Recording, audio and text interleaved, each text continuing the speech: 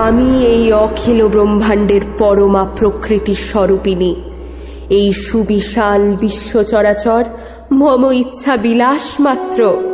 আপন মায়ায় জগৎ ধারণ করি আমি, আবার পুণ্যাত্মাদের পুণ্যের ফলে তাদের সকল মায়ার বন্ধন থেকে ছিন্ন করে পরম ব্রহ্মসিদ্ধিও আমি দান করি।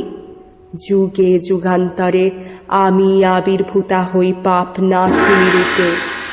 একই অঙ্গে আমি দুর্গা, আবার আমি কালিকা।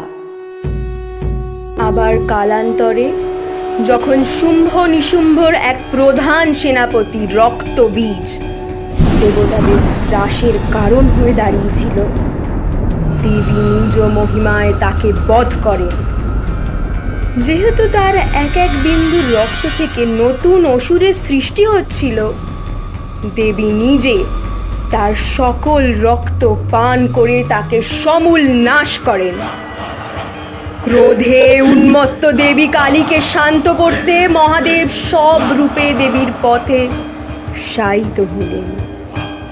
আর তখনই দেবীর দক্ষিণ পথ তার বক্ষে পড়ে।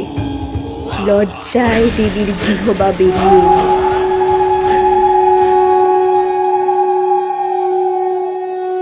এইভাবেই রূপে রূপান্তরে আমি জগৎকে উদ্ধার করি ও মাতৃশক্তির নির্বাধ তেজের কথা সকলকে স্মরণ করিয়ে দিই।